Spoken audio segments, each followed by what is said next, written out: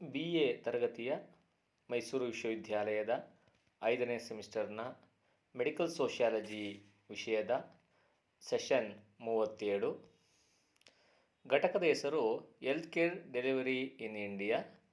ಈ ಅವಧಿಯ ವಿಷಯ ನ್ಯಾಷನಲ್ ಹೆಲ್ತ್ ಪಾಲಿಸಿ 2002. ನಾವು ಇಂದಿನ ತರಗತಿಯಲ್ಲಿ 1983ರ ರಾಷ್ಟ್ರೀಯ ಆರೋಗ್ಯ ನೀತಿಯ ಉದ್ದೇಶಗಳು, ಗುರಿಗಳು, ಅವುಗಳು ಸಾಧಿಸಿದ ಬಗ್ಗೆ ತಿಳಿದುಕೊಂಡಿದ್ದೆವು.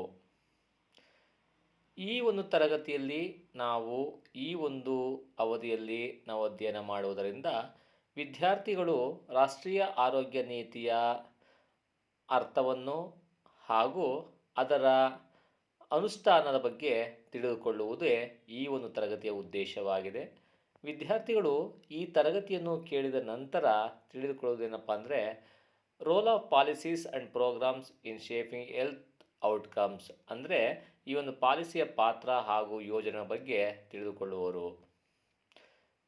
ವಿಷಯ priority areas of policy, strategies for delivery of health services, support activities, implementation, objectives of national health policy 2002, references ಹಾಗೂ ಬಹು ಆಯ್ಕೆಯ ಪ್ರಶ್ನೆಗಳು. ರಾಷ್ಟ್ರೀಯ ಆರೋಗ್ಯ ನೀತಿ 2002. ಭಾರತದ ರಾಷ್ಟ್ರೀಯ ಆರೋಗ್ಯ ನೀತಿಯು ಕ್ರಿಸ್ತಶಕ 1982ರಲ್ಲಿ ಕೇಂದ್ರ ಸರ್ಕಾರದ ಆರೋಗ್ಯ ಮತ್ತು ಕುಟುಂಬ ಕಲ್ಯಾಣ ಸಚಿವಾಲಯದ ವತಿಯಿಂದ ರೂಪುಗೊಂಡಿತು. ಆಗ ಅದರ ಗುರಿಯು ಕ್ರಿಸ್ತಶಕ 2000ರ ವೇಳೆಗೆ ರಾಷ್ಟ್ರದ ಎಲ್ಲರಿಗೆ ಆರೋಗ್ಯವನ್ನು ನೀಡುವುದಾಗಿತ್ತು. ಅದು 1983ರಲ್ಲಿ ರಾಷ್ಟ್ರೀಯ ಪಾರ್ಲಿಮೆಂಟರಿ ಸಭೆಯಲ್ಲಿ ಮಂಜೂರಾಯಿತು. ಈ ನೀತಿಯು 2002ರಲ್ಲಿ ನೂತನ ರಾಷ್ಟ್ರೀಯ ಆರೋಗ್ಯ ನೀತಿ, ನ್ಯೂ ನ್ಯಾಷನಲ್ ಹೆಲ್ತ್ ಪಾಲಿಸಿ ಎಂಬ ಹೆಸರಿನಲ್ಲಿ ಪರಿಷ್ಕರಿಸಲ್ಪಟ್ಟಿತು.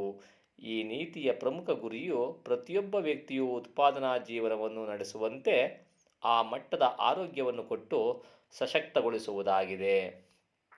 Priority areas of policy, small family norm. ನೀತಿಯ ಆದ್ಯತಾ ಕ್ಷೇತ್ರಗಳು ಏನೇನೆಂದರೆ, ಚಿಕ್ಕ ಕುಟುಂಬ ನೀತಿ. ಮೊದಲಿಗೆ ಚಿಕ್ಕ ಕುಟುಂಬ ನೀತಿಗೆ ಹೆಚ್ಚಿನ ಒತ್ತು ಕೊಡಬೇಕು. ಅದು ಕಡ್ಡಾಯದ ರೂಪದಲ್ಲಿರಬಾರದು, ಅದು ಸ್ವಇಚ್ಛೆಯಿಂದ ಅನುಸರಿಸಲ್ಪಡುವಂತಿರಬೇಕು. ಎರಡನೇದು ಮ್ಯಾಟರ್ನಲ್ ಆ್ಯಂಡ್ ಚೈಲ್ಡ್ ಹೆಲ್ತ್, ತಾಯಿ ಮತ್ತು ಮಗುವಿನ ಆರೋಗ್ಯ. ಜನಸಂಖ್ಯಾ ಸಶಕ್ತೀಕರಣದ ಸದುದ್ದೇಶದಿಂದ ಶಿಶುಗಳ ಆರೋಗ್ಯದ ಬಗ್ಗೆ ಹೆಚ್ಚಿನ ನಿಗಾ ವಹಿಸಲಾಗುತ್ತಿದೆ. ಶಿಶುಗಳ ಮರಣ ದರ ಕಡಿಮೆ ಇರುವಂತೆ ಮಾಡುವ ಕಡೆ ಕ್ರಮ ಕೈಗೊಳ್ಳಲಾಗುತ್ತಿದೆ. ಪ್ರಾಥಮಿಕ ಆರೋಗ್ಯ ಪಾಲನೆಯ ಮೂಲಕ ತಾಯಿ ಮತ್ತು ಮಗುವಿನ ಆರೋಗ್ಯ ಸುಧಾರಣೆಗಾಗಿ ಸೂಕ್ತ ಕ್ರಮ ಕೈಗೊಳ್ಳುವುದಕ್ಕಾಗಿ ಹೆಚ್ಚಿನ ಆದ್ಯತೆ ನೀಡಲಾಗುತ್ತಿದೆ. 3. ಇಮ್ಯುನೈಜೇಷನ್, ಪ್ರತಿರಕ್ಷಣೆ, ಸೋಂಕು ತಟ್ಟದಂತೆ ರಕ್ಷಣೆ ಕೊಡುವಿಕೆ ಅಂತ ಅರ್ಥ. ಇದು ಇಡೀ ರಾಷ್ಟ್ರದ ನಿಗದಿತ ಗುರಿಯ ಜನರಿಗೆ ಪ್ರತಿರಕ್ಷಣೆ ಒದಗಿಸುವ ಕಾರ್ಯಕ್ರಮವನ್ನು ರಾಷ್ಟ್ರದಾದ್ಯಂತ ಕೈಗೊಳ್ಳಲಾಗಿದೆ. 4. ಇಂಪ್ರೂವ್ಮೆಂಟ್ ಆಫ್ ನ್ಯೂಟ್ರಿಷನಲ್ ಸ್ಟೇಟಸ್, ಪೋಷಣಾ ಅಂತಸ್ತಿನ ಸುಧಾರಣೆ. ಗ್ರಾಮೀಣ ಪ್ರದೇಶಗಳು ಮತ್ತು ನಗರಗಳ ಕೊಳಚೆ ನಿವಾಸಿಗಳ ಜನರನ್ನು ಪ್ರಮುಖವಾಗಿ ಗಮನದಲ್ಲಿಟ್ಟುಕೊಂಡು ಜನರ ಕೊಳ್ಳುವ ಶಕ್ತಿಯನ್ನು ಹೆಚ್ಚಿಸಲು ಉತ್ತಮವಾದ ಹಾಗೂ ಪೌಷ್ಟಿಕಾಂಶ ಭರಿತವಾದ ಆಹಾರಾಭ್ಯಾಸಗಳನ್ನು ಬೆಳೆಸಿಕೊಳ್ಳಲು, ಸೂಕ್ತ ಅಡಿಗೆ ಮಾಡುವ ಕ್ರಮಗಳನ್ನು ಅಭ್ಯಾಸ ಮಾಡಿಕೊಳ್ಳಲು, ಎದೆಹಾಲಿನ ಮಹತ್ವವನ್ನು ಮನಗಂಡು ಎದೆಹಾಲು ಕುಡಿಸುವ ಪರಿಪಾಠವನ್ನು ಬೆಳೆಸಲು, ಈ ನಿಟ್ಟಿನಲ್ಲಿ ಆರೋಗ್ಯವನ್ನು ಉತ್ತಮಪಡಿಸಿಕೊಳ್ಳುವ ದಿಸೆಯಲ್ಲಿರಬಹುದಾದ ವಿಧಿ ನಿಷೇಧಗಳು, ಮೌಢ್ಯ, ಮೂಢನಂಬಿಕೆಗಳನ್ನು ಹೋಗಲಾಡಿಸಲು ಸೂಕ್ತ ಕಾರ್ಯಕ್ರಮಗಳನ್ನು ಆಯೋಜಿಸಿ ಅನುಷ್ಠಾನಗೊಳಿಸಲಾಗುತ್ತಿದೆ. ವಾಟರ್ ಸಪ್ಲೈ ಆ್ಯಂಡ್ ಸ್ಯಾನಿಟೈಸೇಷನ್, ಅಂದರೆ ಕುಡಿಯುವ ನೀರಿನ ಸರಬರಾಜು ಮತ್ತು ಸ್ವಚ್ಛತೆ. ಕುಡಿಯುವ ನೀರಿನ ಸರಬರಾಜು ಮತ್ತು ಸ್ವಚ್ಛತಾ ಕಾರ್ಯಕ್ರಮಗಳನ್ನು ಆಗು ಮಾಡುವ ಕಡೆ ಒತ್ತು ನೀಡುವುದು, ಅವುಗಳ ಜೊತೆಗೆ ವೈಯಕ್ತಿಕ ಸ್ವಚ್ಛತೆ, ಆರೋಗ್ಯದ ಕಡೆ ಗಮನ ನೀಡುವುದು, ನೀರಿನ ಹಿತಮಿತವಾದ ಬಳಕೆ ಹಾಗೂ ವೃಥಾ-ಪೋಲು ಮಾಡದಿರುವುದು, ತ್ಯಾಜ್ಯಗಳ ಸಮರ್ಪಕ ನಿರ್ವಹಣೆ ಮೊದಲಾದವುಗಳನ್ನು ಆಗು ಮಾಡುವುದು. The current emphasis on the environment is minimal. ಪರಿಸರಕ್ಕೆ ಪರಿಸರೀಯ ಸಂರಕ್ಷಣೆ. ಪರಿಸರಕ್ಕೆ ಸಂಬಂಧಿಸಿದಂತೆ ಪ್ರಸ್ತುತವಾಗಿ ಎಷ್ಟು ಒತ್ತು ಕೊಟ್ಟರೂ ಕಡಿಮೆಯೇ. ಪ್ರಸ್ತುತವಾಗಿ ಇರುವ ಮತ್ತು ಭವಿಷ್ಯದಲ್ಲಿ ಅಸ್ತಿತ್ವಗೊಳ್ಳಬಹುದಾದ ಕೈಗಾರಿಕೆ ಮತ್ತು ನಗರಾಭಿವೃದ್ಧಿ ಯೋಜನೆಗಳಲ್ಲಿ ಪರಿಸರ ಸಂರಕ್ಷಣೆ ಆಗುವಂತೆ ಮಾಡಲು, ಪರಿಸರ ಮಾಲಿನ್ಯ ಇಲ್ಲದಂತೆ ಮಾಡಲು ಕ್ರಮ ಕೈಗೊಳ್ಳುವುದು, ಶಾಲಾ ಆರೋಗ್ಯ ಕಾರ್ಯಕ್ರಮಗಳನ್ನು ಸಂಘಟಿಸುವುದು, ವೃತ್ತೀಯ ಆರೋಗ್ಯ ಸೇವಾ ಕಾರ್ಯಕ್ರಮಗಳನ್ನು ಹಾಗೂ ಮಾಡುವುದು, ಮಾನಸಿಕ ಆರೋಗ್ಯಕ್ಕಾಗಿ ವಿಶೇಷ ಕಾರ್ಯಕ್ರಮಗಳನ್ನು ನಡೆಸುವುದು, ಅಂಗವಿಕಲರ, ಮಾನಸಿಕ ಅಸ್ವಸ್ಥರ, ವೃದ್ಧರ ಶಾರೀರಿಕ ಹಾಗೂ ಸಾಮಾಜಿಕ ಪುನರ್ವಸತೀಕರಣಕ್ಕಾಗಿ ಕಾರ್ಯಕ್ರಮಗಳನ್ನು ನಡೆಸುವುದು. ಇಷ್ಟು ಈ ಒಂದು ಪಾಲಿಸಿಯ ಆದ್ಯತಾ ಕ್ಷೇತ್ರಗಳು. Strategies for delivery of health services ಅಂದರೆ ಆರೋಗ್ಯ ಸೇವೆಗಳ ನಿರ್ವಹಣೆಗಾಗಿ ಇರುವ ಕೌಶಲ್ಯಗಳು. ಒಂದು, ಪ್ರೈಮರಿ ಹೆಲ್ತ್ ಕೇರ್ ಅಪ್ರೋಚ್, ಪ್ರಾಥಮಿಕ ಆರೋಗ್ಯ ಪಾಲನಾ ಮಾರ್ಗ ಅಂತ. ಪ್ರಾಥಮಿಕ ಆರೋಗ್ಯ ಪಾಲನಾ ಮಾರ್ಗಕ್ಕೆ ಹೆಚ್ಚಿನ ಒತ್ತು ನೀಡುವುದು, ಅದಕ್ಕೆ ಪೂರಕವಾದ ಮಾಧ್ಯಮಿಕ ಹಾಗೂ ತೃತೀಯ ವರ್ಗದ ಪೂರಕ ಕಾರ್ಯಕ್ರಮಗಳಿಗೆ ಸಾಕಷ್ಟು ಉತ್ತೇಜನ ನೀಡುವುದು. ಚಿಕಿತ್ಸೆಯಿಂದ ರೋಗ ಗುಣಪಡಿಸುವುದಕ್ಕಿಂತಲೂ ರೋಗ ಬರದಂತೆ ತಡೆಗಟ್ಟುವುದೇ ಲೇಸು ಎಂಬ ಮಾತಿಗೆ ಅನುಗುಣವಾಗಿ ಏರ್ಪಾಟು ಮಾಡುವುದು. 2, ಹೈ ಪ್ರಿಯಾರಿಟಿ ಏರಿಯಾಸ್, ಅತಿ ಮುಖ್ಯ ಆದ್ಯತಾ ಕ್ಷೇತ್ರಗಳು. ಸೋಂಕು ರೋಗಗಳು ಪದೇ ಪದೇ ಕಂಡುಬರುವ ಜನರಿರುವ ಆದಿವಾಸಿ ಬೆಟ್ಟಗುಡ್ಡಗಳಲ್ಲಿ ವಾಸಿಸುವ ಹಿಂದುಳಿದ ವರ್ಗಗಳ ಜನರಿರುವ ಪ್ರದೇಶಗಳಿಗೆ ಹೆಚ್ಚಿನ ಆದ್ಯತೆ ನೀಡುವುದು. 3, involvement of private non governmental bodies and voluntary agencies ಅಂದರೆ ಖಾಸಗಿ, ಸರ್ಕಾರೇತರ ಸಂಘ ಸಂಸ್ಥೆಗಳು ಮತ್ತು ಸ್ವಯಂ ಸೇವಾ ಸಂಸ್ಥೆಗಳ ಪಾಲ್ಗೊಳ್ಳುವಿಕೆಯನ್ನು ಪ್ರೋತ್ಸಾಹಿಸುವುದು. ಆರೋಗ್ಯ ಸೇವಾ ಕಾರ್ಯಕ್ರಮಗಳಲ್ಲಿ ಖಾಸಗಿ ವ್ಯಕ್ತಿಗಳು, ಸರ್ಕಾರೇತರ ಸಂಘ ಸಂಸ್ಥೆಗಳು ಮತ್ತು ಸ್ವಯಂ ಸೇವಾ ಸಂಸ್ಥೆಗಳು ಹೆಚ್ಚಾಗಿ ಯೋಜಿತ ರೀತಿಯಲ್ಲಿ ಪಾಲ್ಗೊಳ್ಳುವಂತೆ ಮಾಡುವುದು. ಅವರು ಗ್ರಾಮೀಣ ಹಾಗೂ ನಗರಗಳ ಕೊಳಚೆ ಪ್ರದೇಶಗಳ ಜನರ ಆರೋಗ್ಯ ಸೇವಾ ಕಾರ್ಯಕ್ರಮಗಳಲ್ಲಿ ಸಕ್ರಿಯವಾಗಿ ಭಾಗಿಯಾಗುವಂತೆ ಪ್ರೋತ್ಸಾಹಿಸುವುದು. 4, ಹೆಲ್ತ್ ಇನ್ಶೂರೆನ್ಸ್, ಆರೋಗ್ಯ ವಿಮೆ. ರಾಜ್ಯವಾರು ಆಧಾರದ ಮೇಲೆ ಇಡೀ ರಾಷ್ಟ್ರದಾದ್ಯಂತ ಸೂಕ್ತ ಆರೋಗ್ಯ ವಿಮಾ ಯೋಜನೆಗಳನ್ನು ಜಾರಿಗೊಳಿಸುವುದು, ತನ್ಮೂಲಕ ಹೆಚ್ಚುವರಿ ಸಂಪನ್ಮೂಲಗಳನ್ನು ಚಾಲನೆಗೊಳಿಸುವುದು ಮತ್ತು ಸರ್ಕಾರದ ವೆಚ್ಚವನ್ನು ತಗ್ಗಿಸುವುದು. ಇಂಡಿಜಿನಸ್ ಸಿಸ್ಟಮ್ಸ್ ಆಫ್ ಮೆಡಿಸಿನ್ ಅಂದರೆ ದೇಶೀಯ ವೈದ್ಯ ಪದ್ಧತಿಗಳು. ಆಯುರ್ವೇದ, ಯುನಾನಿ, ಯೋಗ, ಪ್ರಕೃತಿ ಚಿಕಿತ್ಸೆ ಮೊದಲಾದ ವಿವಿಧ ದೇಶೀಯ ವೈದ್ಯ ಪದ್ಧತಿಗಳನ್ನು ಪೂರ್ಣ ಪ್ರಮಾಣದಲ್ಲಿ ಪ್ರೋತ್ಸಾಹಿಸಿ ತಜ್ಞರಿಗೆ ಉತ್ತೇಜನ ನೀಡಿ ಆ ಬಗೆಯವುಗಳ ಸದುಪಯೋಗವು ರೋಗಗಳು ಬಾರದಂತೆ ತಡೆಗಟ್ಟುವುದಕ್ಕೆ, ರೋಗಗಳನ್ನು ಗುಣಪಡಿಸುವುದಕ್ಕೆ ಪೂರಕವಾಗಿ ಸಿಗುವಂತೆ ಕ್ರಮ ಕೈಗೊಳ್ಳುವುದು. ಸ್ಯಾನಿಟರಿ ಕಮ್ ಎಪಿಡೆಮಾಲಜಿಕಲ್ ಸ್ಟೇಷನ್ಸ್ ಅಂದರೆ ಸ್ವಚ್ಛತೆ ಹಾಗೂ ಸೋಂಕು ರೋಗ ನಿವಾರಣಾ ಕೇಂದ್ರಗಳು. ಬೆಂಕಿ ಬಿದ್ದಾಗ ಬಾವಿ ತೋಡಲು ತೊಡಗಿದರು ಎಂಬಂತೆ ಕಾಲರ, ಇಲಿಜ್ವರ, ಡೆಂಗ್ಯೂ ಜ್ವರ, ಚಿಕನ್ ಗುನ್ಯಾ ಜ್ವರ ಮುಂತಾದವು ಕಾಣಿಸಿಕೊಂಡಾಗ ಆಯಾ ಸ್ಥಳಗಳಲ್ಲಿ ಚಿಕಿತ್ಸಾ ಕ್ರಮಗಳನ್ನು ಕೈಗೊಳ್ಳುವುದರ ಬದಲು ಆ ಬಗ್ಗೆ ಪೂರ್ವಭಾವಿಯಾಗಿ ಅಂದಾಜು ಮಾಡಿ ಅಗತ್ಯ ಮುಂಜಾಗರೂಕತಾ ಕ್ರಮಗಳನ್ನು ಕೈಗೊಂಡು ರೋಗ ಬರದಂತೆ ತಡೆಗಟ್ಟುವ ಕಡೆ ಅಗತ್ಯ ಏರ್ಪಾಟು ಮಾಡುವುದು. ಇನ್ನು ಪೂರಕ ಚಟುವಟಿಕೆಗಳು ಏನೇನೆಂದು ನೋಡೋಣ.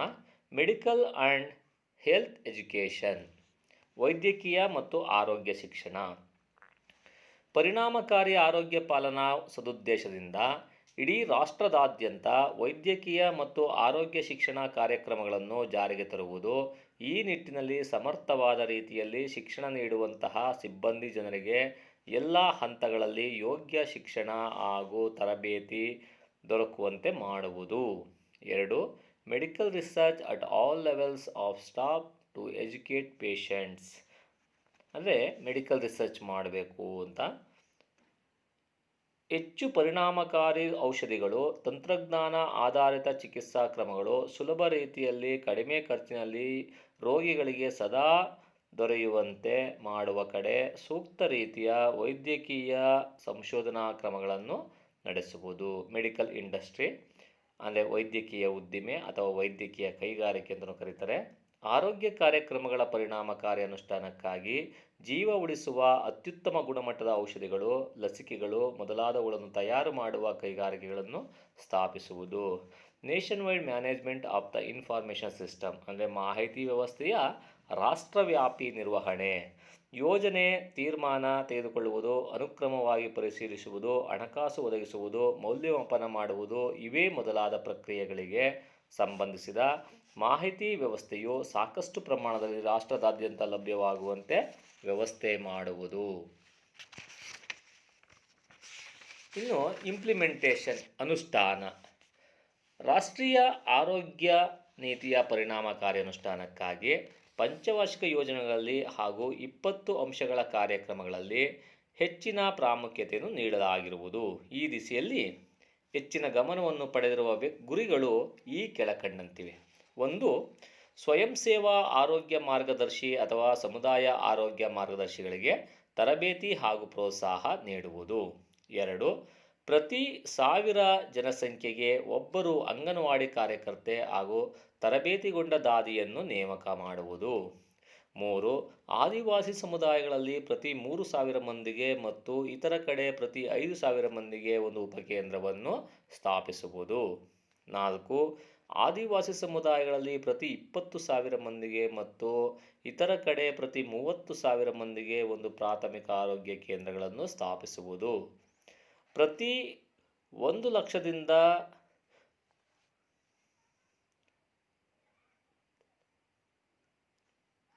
ಪ್ರತಿ 12,00,000 ಮಂದಿಗೆ ಜನಸಂಖ್ಯೆಗೆ ವಿಶೇಷ ಚಿಕಿತ್ಸಾ ಕ್ರಮಗಳ ಏರ್ಪಾಟಿರುವ ಸುಸಜ್ಜಿತ ಕೇಂದ್ರ ಆರೋಗ್ಯ ಕೇಂದ್ರಗಳನ್ನು ಸ್ಥಾಪಿಸುವುದು.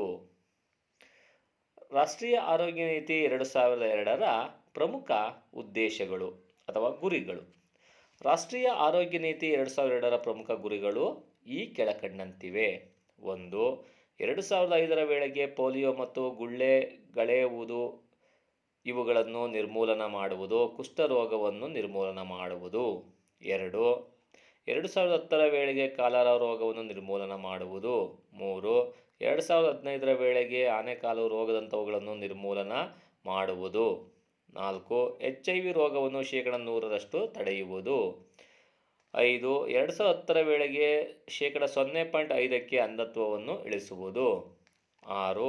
2010ರ ವೇಳೆಗೆ TB, ಮಲೇರಿಯಾ ಮೊದಲಾದವುಗಳ ವತಿಯಿಂದಾಗುವ ಮರಣ ದರವನ್ನು 50ಕ್ಕೆ ಇಳಿಸುವುದು. 7. 2010ರ ವೇಳೆಗೆ ಆರೋಗ್ಯ ಪಾಲನಾ ಸಾಧನ ಸಾಮಗ್ರಿಗಳು ಹಾಗೂ ಸೌಲಭ್ಯಗಳನ್ನು ಈಗಿರುವ 5% ಪ್ರಮಾಣದಿಂದ 20% ಪ್ರಮಾಣದಷ್ಟು ಉಪಯೋಗಿಸುವಂತೆ ಜಾಗೃತಿಗೊಳಿಸುವುದು. 2010ರ ವೇಳೆಗೆ ಈಗಿರುವ 0.9ರ ಆರೋಗ್ಯ ವೆಚ್ಚವನ್ನು 2ಕ್ಕೆ ಹೆಚ್ಚಿಸುವುದು. 2005ರ ವೇಳೆಗೆ ಮೇಲ್ವಿಚಾರಕ ಆರೋಗ್ಯ ಅಂಕಿಅಂಶಗಳು ಮತ್ತು ಆರೋಗ್ಯ ಲೆಕ್ಕಾಚಾರಗಳ ಸಮಗ್ರತಾ ವ್ಯವಸ್ಥೆಯನ್ನು ಸ್ಥಾಪಿಸುವುದು. ಇಷ್ಟು ಗುರಿಗಳು. ಇನ್ನು ರೆಫರೆನ್ಸಸ್ ಬೇಕು ಅಂತಂದರೆ ಪ್ರೊಫೆಸರ್ ಕೆ ಭೈರಪ್ಪರವರ ಮೆಡಿಕಲ್ ಸೋಷಿಯಾಲಜಿ ಈ ಒಂದು ಪುಸ್ತಕದಲ್ಲಿ ಹೆಚ್ಚಿನ ಮಾಹಿತಿಯನ್ನು ಪಡೆದುಕೊಳ್ಳಬಹುದು.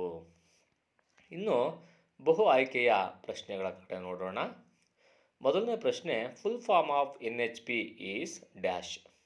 ಆಯ್ಕೆಗಳು: national health plan, national health policy, national health programme, new health policy.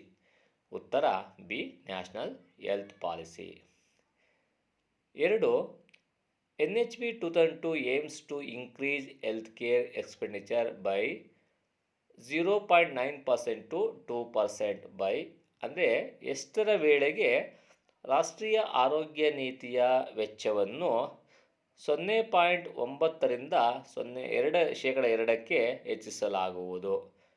ಆಯ್ಕೆಗಳು: 2005, 2012, 2010 ಹಾಗೂ 2008. ಉತ್ತರ ಸಿ, 2010. ಪ್ರಶ್ನೆ 3, appoint 1 anganwadi activist and trained nurse for every dash people. 1 50,000, 2 5,000, 3 10,000, 4 1,000. Answer is D, 1,000. 4. NHP 2002 priority area is R dash. Small family norm, maternal and child health. 3 water supply and sanitation. D, all of the above. ಉತ್ತರ ಮೇನ ಎಲ್ಲವೂ, all of the above. 4. Which of the following is not a strategies of NHB 2002? ಯಾವುದು ರಾಷ್ಟ್ರೀಯ ಆರೋಗ್ಯ ನೀತಿಯ ಆದ್ಯತಾ ಕ್ಷೇತ್ರವಲ್ಲ? 1. Primary health care approach. 2. High priority areas. 3. Health insurance. 4. Life style. ಉತ್ತರ 4 life style ಅಲ್ಲ.